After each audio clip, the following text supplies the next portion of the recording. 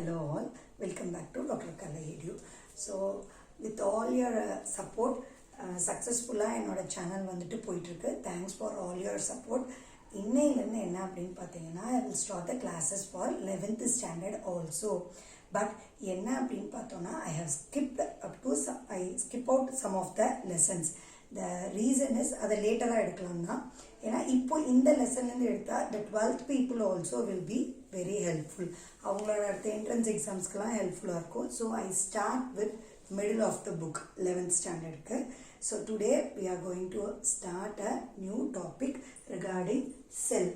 Cell, the unit of life. Okay. So cell illana edume illa.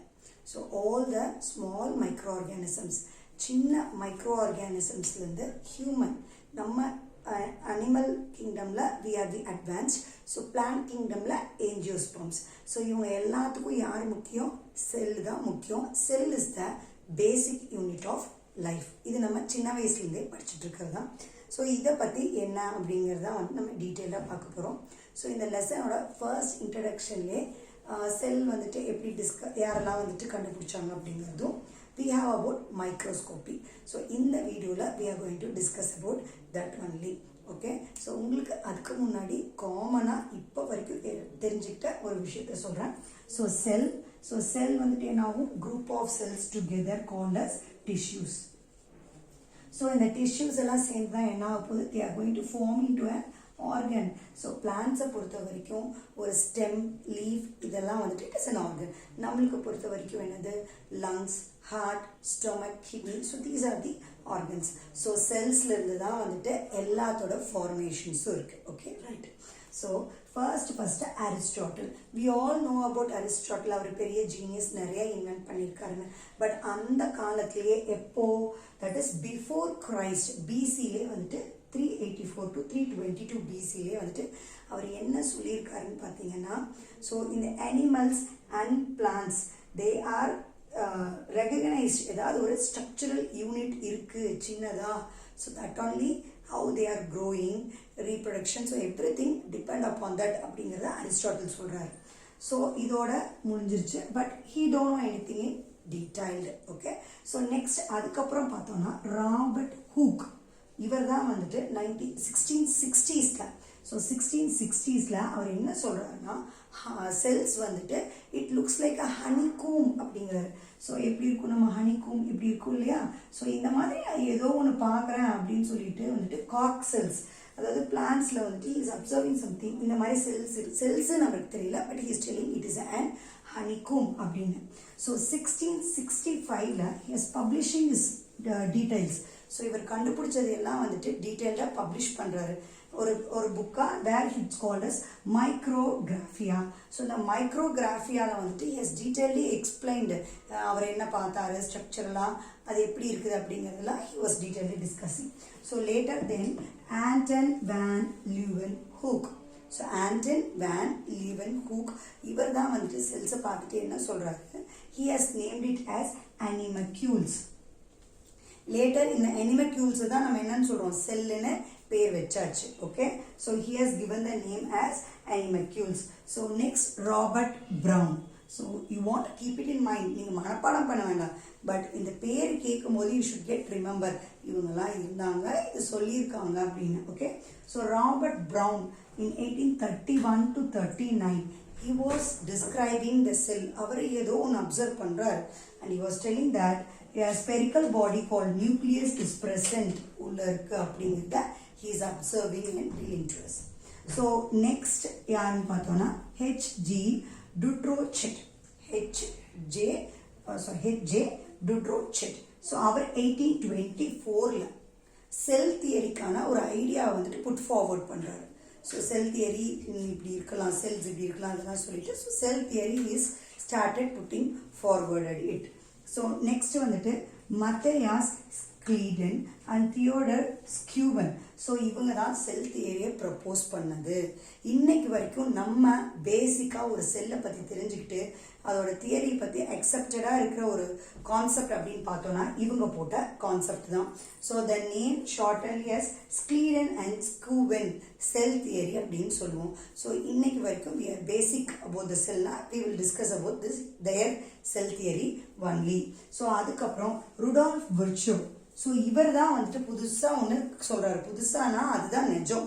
என்னன்னா ஒவ்வொரு cell division அப்பையும் pre existing cells, அதாவது முன்னாடி இருந்த செல்லில் இருந்து தான் வந்துட்டு அடுத்து டிவைட் ஆகுது. புதுசாக எந்த செல்லும் வந்துட்டு ஃபார்ம் ஆகலை அப்படிங்கிறாரு. யாரு? ருடால்ஃப் விர்ச்சோ. ஓகே, ஸோ அதுதான் நிஜமும் கூட. நம்ம நெக்ஸ்ட் செல் டிவிஷன்ஸ்ல எல்லாம் பார்க்கும்போது அது உங்களுக்கு புரியும். ஓகேவா? ஸோ இப்போ இத்தனை கண்டுபிடிச்சிருக்காங்க, இவ்வளோ தெரிஞ்சிச்சு, இதெல்லாம் எப்படி முடியும்? ஸோ நம்ம மைக்ரோ ஆர்கானிசம் அப்படின்னு சொல்லும் போதே என்ன பண்ணுறோம்? மைக்ரோ நம்ம கண்ணுக்கு கூட தெரியல. ஸோ இப்போ இந்த ஏரி அட்மாஸ்பியரில் கூட there are number of microorganisms. நம்மளால அப்சர்வ் பண்ண முடியுமா? நம்ம நேக்கடா இல்லைன்னா இல்லை. So these microorganisms or the micro things, cells, எங்க அப்சர்வ் பண்ணுறோமோ அது எப்படி வந்துட்டு ஸ்டெப் பை ஸ்டெப்புங்கிறத விட ஒவ்வொரு ஈரா ஒவ்வொரு டைம்லையும் வந்துட்டு அனலைஸ் பண்ணும்போது சப்போர்ட்டிவாக இருந்தது. பழைய காலத்துல இல்லை, லேட்டர் ஆன் சப்போர்ட்டிவாக இருந்தது யாருன்னு பார்த்தோம்னா மைக்ரோஸ்கோப்ஸ். ஓகேவா? So micro, very very small thing, scope, அதை we are going to observe. So that is called as microscope. We are going to detail into microscopy. Right? So this is செல்லை பற்றி சொல்லியாச்சு. யாரெல்லாம் என்ன சொல்லியிருக்காங்க? Then is microscope. So what is a microscope? So உங்களுக்கு micro லெவலில் உங்கள் கண்ணால் ஒன்று பார்க்க முடியல, நெக்ஸ்ட் லெவலில் but you want to know, find out எது என்ன அப்படிங்கும்போது we are going into an microscope. So it is an inevitable என்ன, தவிர்க்க முடியாத ஒரு இன்ஸ்ட்ருமெண்ட். எதுக்காக? நம்ம இதெல்லாம் மைக்ரோபியல் ரேஞ்சில் வந்துட்டு சின்னதாக இருக்கிறத அப்சர்வ் பண்ணணும், அனலைஸ் பண்ணணும்னா first point is it is an inevitable instrument. Okay, so the second thing is compound microscope தான் நம்ம காமனாக யூஸ் பண்ணிட்டு இருக்கிறது. சின்ன சின்ன லெவலில் எல்லாத்தையும் பார்த்துட்டு இருக்கு. And this was invented by Z. Janssen. Keep it in mind. Okay? இது தெரிஞ்சிருக்கணும். ஸோ காம்பவுண்ட் மைக்ரோஸ்கோப்பை யார் இன்வென்ட் பண்ணாங்க அப்படின்னு பார்த்தோம்னா Z. Janssen அப்படிங்கிறவர் தான் இன்வென்ட் பண்ணாரு. ஸோ நெக்ஸ்ட் இந்த காமன் லைட் மைக்ரோஸ்கோப்பில் வந்துட்டு என்ன அப்படின்னு பார்த்தோம்னா, காமனாக இருக்க ஒரு லைட் மைக்ரோஸ்கோப்பில் what will the thing is there will be many lenses. So நிறைய லென்சஸ் இருக்கும்போது தான் வந்துட்டு we call that as a compound microscope. Okay, ஒரு லைட் மைக்ரோஸ்கோப்பில் நிறைய லென்ஸ் இருக்கும்போது அதை நம்ம என்னன்னு சொல்கிறோம்? காம்பவுண்ட் மைக்ரோஸ்கோப் அப்படின்னு நம்ம சொல்கிறோம். ஸோ நெக்ஸ்ட் எப்படி இந்த மைக்ரோஸ்கோப்பி, அதாவது பேசிக்கான திங்ஸ் என்னன்னா light. So transmission of light to eyes. So லைட்டும் ஐஸுக்கும் என்னங்க சம்மந்தம் அப்படின்னு கேட்டோம்னா மைக்ரோஸ்கோப்பியில் அவ்வளோதான். இப்போ நம்மளுக்கு ஒரு வெளிச்சமாக இருந்தால் நம்மளால என்ன பார்க்க முடியும்? ஒரு திங்ஸை வந்து நல்லா பிரைட்டாக நல்லா கிளியராக பார்க்க முடியும். So microscopy also based on light and eyes. So லைட்டில் ஃபோக்கஸ் ஆகி நம்ம வச்சிருக்க ஆப்ஜெக்ட் நம்மளுக்கு இமேஜாக கண்ணால் பார்க்கும்போது வந்துட்டு தெரியுது. ஓகேவா? So this is compound microscope. So next இந்த மைக்ரோஸ்கோப் இப்போ நம்ம சொல்லியாச்சு. என்ன நான் சொன்னேன்? ஒன்று லைட்டு வேணும், ஒன்று ஐஸ். ஸோ இந்த ஐஸ்க்கு அப்புறம் என்னன்னு பார்த்தீங்கன்னா we need a lens. இந்த லைட்டுக்கும் ஐஸுக்கும் உள்ள we have a lens that focus, அதோட ரெசல்யூஷன் எப்படி நீட்டாக மேக்னிஃபை பண்ணணும் அப்படிங்கிறது. ஸோ இதுக்கு சில ப்ராப்பர்ட்டிஸ் இருக்கு. ஸோ மைக்ரோஸ்கோப்பிங்கிறது இதில் லைட் அண்ட் லென்ஸில் இருக்க ப்ராப்பர்ட்டியை வச்சு தான் மைக்ரோஸ்கோப் ஒர்க் ஆகுது. ஸோ பேசிக்கலாக என்னெல்லாம் தேவை, என்னெல்லாம் இருக்கு அப்படின்னு பார்த்தோம்னா it can reflect. First point is reflection. So ஒன்று நம்ம வைக்கிறோம் ஒரு ப்ராடக்ட்னா, அதாவது ஒரு மெட்டீரியல் வைக்கிறோம்னா லைட்டால் அது ரிஃப்ளெக்ட் ஆகி நம்மளால கண்ணில் மைக்ரோஸ்கோப்பில் வச்சு பார்க்கும்போது தெரிஞ்சிருக்கணும். So first thing is reflection.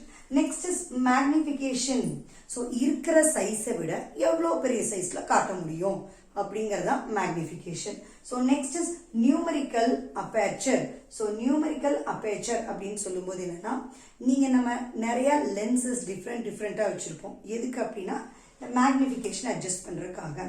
So it is working based, அதாவது உங்களுக்கு ரெசல்யூஷன், இது எல்லாமே ரெசல்யூஷன் மேக்னிஃபிகேஷன் எல்லாம் கிளியராக எடுத்து காட்ட போகிறது யார் அப்படின்னு பார்த்தீங்கன்னா this is numerical aperture.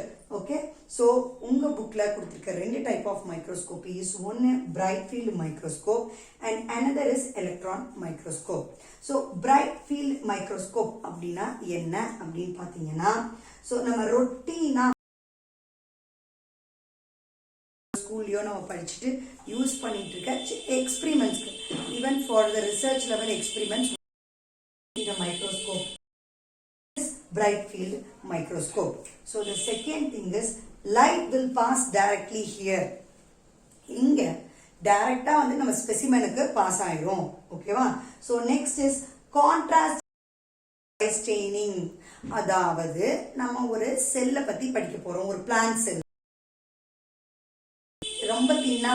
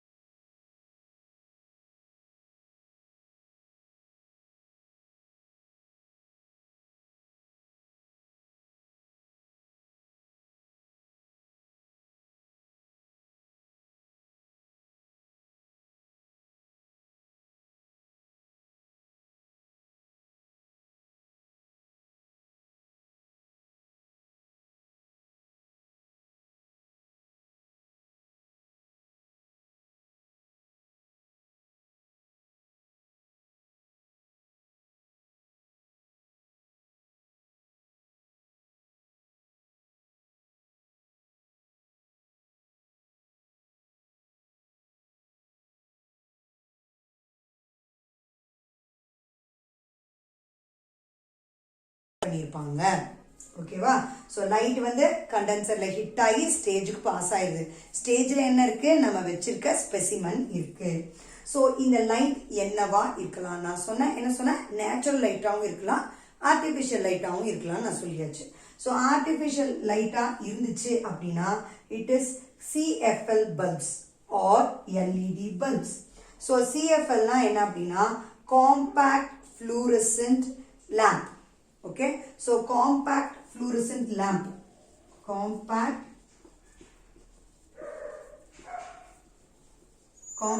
fluorescent lamp அப்படிங்கிறது வந்துட்டு CFL. so LED, so நம்ம LED இப்போ வரைக்கும் தெரியும், ஆனா LEDக்கு என்ன expansion? It is called as an light emitting diode. ஒரு லைட்டை எமிட் ஆக போகுது. so it's called as an light, I write it here, so light emitting diode. So இதைத்தான் நம்ம என்னன்னு சொல்றோம்? LED. நம்ம இப்போ வீட்ல எல்லாம் யூஸ் பண்றதுல LED பல்ப் யூஸ் பண்ணுங்க, நல்லா பிரைட்டா இருக்கும்னு. ஸோ அந்த லைட் தான் இங்க யூஸ் பண்ணி கண்டென்சர்ல வருது. ஸ்டேஜ்ல வந்து என்ன இருக்கு? நம்மளுடைய ஸ்பெசிமன் இருக்கு. ஸோ நெக்ஸ்ட் என்ன ஆகும்? Next it is going to next அது எதுக்கு பாஸ் ஆக போகுது? ஆப்ஜெக்டிவ் லென்ஸ்ல பாஸ் ஆக போகுது. So what is an objective lens? So இந்த ஆப்ஜெக்டிவ் லென்ஸ் தான் நியூமெரிக்கல் அப்பேச்சர் படி ஒர்க் ஆகுது. நான் இங்கே சொன்ன நியூமெரிக்கல் அப்பேச்சர்னா என்னது? அது நம்ம ரெசல்யூஷனை நீட்டாக எடுத்து கொடுக்க போகுது. நம்ம வச்சிருக்க ஸ்பெசிமனை காட்ட போகிறது யாரு? நியூமெரிக்கல் அப்பேச்சர்னு. ஸோ அந்த பிரின்சிபலில் ஒர்க் பண்ணுறது யாரு? Objective lens. எப்பயுமே நீங்கள் மைக்ரோஸ்கோப்புக்கு மேலே பார்த்தீங்கன்னா இந்த மாதிரி நிறைய லென்ஸ் இருக்கும். ரவுண்டாக it's not and 3D diagram நான் இப்படி வரைகிறேன். ஸோ இப்படி இருக்கா, நேராக மேலே போகும். இதை வந்துட்டு ரொட்டேட் பண்ணிக்கலாம், நீ திருப்பி திருப்பி வச்சுக்கலாம். ஸோ ஆப்ஜெக்டிவ் லென்ஸ் எதுக்கு அப்படின்னா நம்ம வச்சிருக்க ஸ்பெசிமன் படி எந்த ரெசல்யூஷன் ஆஃப் லென்ஸை செலக்ட் பண்ணிக்க முடியுமோ செலக்ட் பண்ணிக்க முடியும் ஆப்ஜெக்டிவ் லென்ஸில். So it may be 5x எக்ஸ்ன்னு தான் டினோட் பண்ணுறாங்க. ஓகேவா? ஸோ அந்த லென்ஸோட வேல்யூஸை எக்ஸ்ன்னு டினோட் பண்ணுறாங்க. 5x 10x இருக்கு, 100x இருக்கு, 25x இருக்கு, 45x இருக்கு. ஸோ உன்னோட மைக்ரோஸ்கோப்ல எப்படி இருக்கோ அதுக்கு தகுந்த மாதிரி நீ அட்ஜஸ்ட் பண்ணிக்கலாம். So that is objective lens. So இங்க ஸ்டேஜுக்கு மேல அடுத்து என்ன இருக்கப்போ? Objective lens.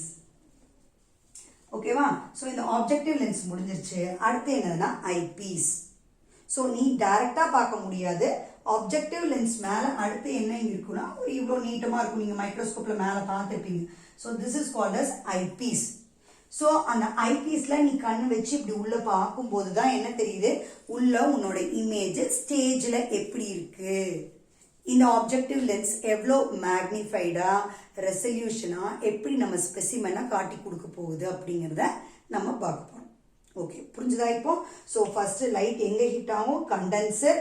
ஸோ கண்டென்சர் மேல என்ன இருக்கு? ஸ்டேஜ். ஸ்டேஜ்ல தான் என்ன நம்ம வச்சிருக்கோம்? ஸ்பெசிமன். எந்த செல்லோ இல்லை எந்த டிஷ்யூவை நம்ம அப்சர்வ் பண்ண போறோமோ அதை அந்த ஸ்டேஜ்ல வச்சிருப்போம். ஸோ அதை ஆப்ஜெக்டிவ் லென்ஸுக்கு பாஸ் ஆகி next it is going to what? It is for eyepiece. இடம் இல்லை, I will make a mark here. So it goes to eyepiece. ஐபீஸ்ல நம்ம கண்ணு வச்சு நம்ம எப்படி இருக்குன்னு இமேஜை பார்க்க போறோம். Okay, so this is all okay. So நெக்ஸ்ட் இதுல ரெண்டு டைப் மேக்னிஃபிகேஷன் இருக்கு. ஒன்று வந்துட்டு நம்ம பிரைமரி மேக்னிஃபிகேஷன் சொல்றோம், இன்னொன்று வந்துட்டு செகண்டரி மேக்னிஃபிகேஷன் சொல்றோம். ஸோ ஒரு லைட் வந்துட்டு இங்க ஸ்டேஜ்ல பட்டாச்சு, அடுத்து இங்க ரிஃப்ளெக்ட் ஆகணும்.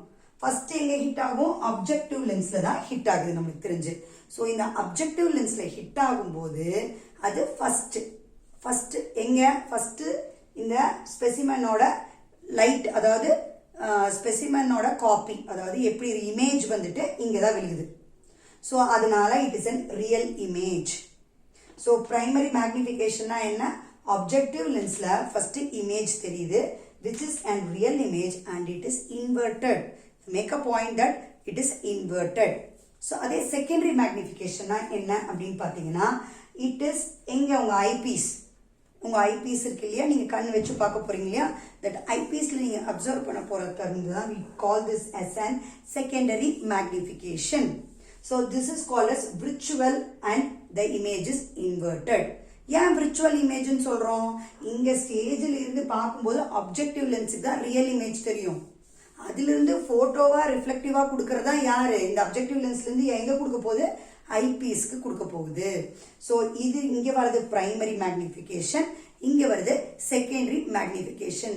மேக்னிஃபிகேஷன் என்ன? இருக்கிற சைஸ்ல இருந்து எவ்வளோ பெருசா எப்படி கிளியரா காட்டுறதுங்கிறதா மேக்னிஃபிகேஷன். ஸோ நீங்க வரையும் போது எப்படி வரைவீங்க? ஃபர்ஸ்ட் இங்க வந்துட்டு கண்டென்சர்ல இருந்து லைட்ல இருந்து ஹிட் ஆகி இப்படி வந்து ஆப்ஜெக்டிவ் லென்ஸ்ல படும்போது it is real and inverted. திருப்பி இங்க இட் இஸ் இன்வெர்டட். நீங்க உங்க புக்கை பார்த்தீங்கன்னா தெரியும், it will be and line joining, இப்படி போய் இப்படி ஜாயின் ஆகி இருக்கும். Got it? So this is all about bright field microscope. Okay? So நம்ம இந்த வீடியோல வந்துட்டு உங்களுக்கு செல்லோட ஒரு இன்ட்ரோடக்ஷனும் பிரைட் ஃபீல்ட் மைக்ரோஸ்கோப் பத்தி உங்களுக்கு டீடைலா நான் எல்லாம் சொல்லி கொடுத்தேன். நம்ம அடுத்த வீடியோல பார்ட் 2 வந்துட்டு we are going to study about electron microscope. Okay? Hope you all will get understood in this video. ஏதாச்சும் டவுட் இருந்துச்சு அப்படின்னா கமெண்ட் செக்ஷன்ல கமெண்ட் பண்ணுங்க. உங்க டவுட் எல்லாம் நான் கிளியர் பண்ணி தரேன். Thank you.